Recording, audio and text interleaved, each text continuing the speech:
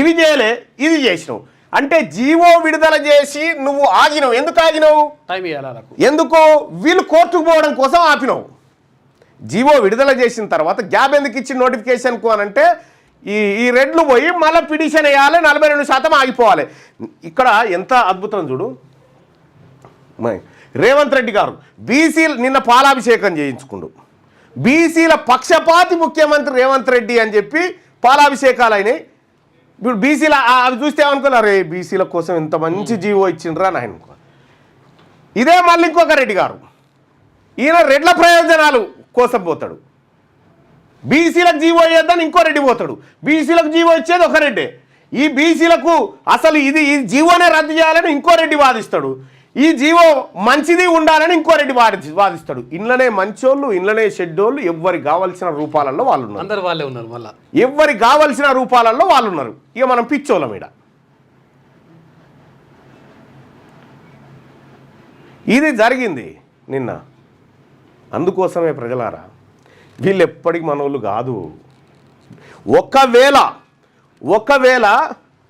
Justice Sudarshan Reddy గారు న్యాయ సూత్రాలకు అనుగుణంగా విజయసేన్ రెడ్డి గారు న్యాయ సూత్రాలకు అనుగుణంగా ఈ జీవో చెల్లుతుందని చెప్పిండు అనుకో, జీవో చెల్లుతుంది అని చెప్పిండు అనుకో, ఈ నలుగురు ఒకటైతారు. అప్పుడు ఇక ఈ నలుగురు ఒకటై ఎట్టి పరిస్థితుల్లో వాళ్ళకు దక్కొద్దురా బీసీలకు, కానీ అప్పుడు మళ్ళీ సీక్రెట్ మీటింగ్ అవుతుంది అన్నట్టు. ఇగో ఇది వాళ్ళ కథ, డ్రామా.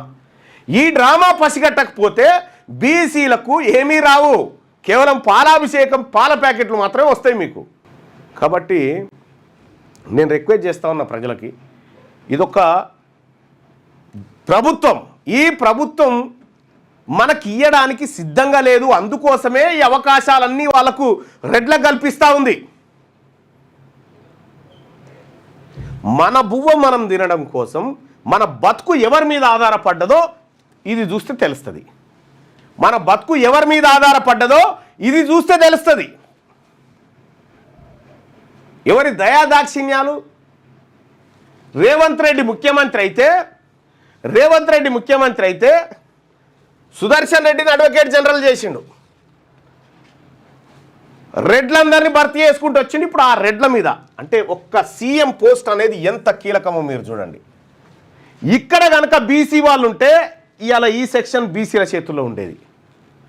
అప్పుడు బరాబర్ ఉండేది వాదన, బరాబర్. చిత్తశుద్ధి లేదా కేసీఆర్, అది రేవంత్ రెడ్డికి చిత్తశుద్ధి లేదు, బీసీల ద్రోహి.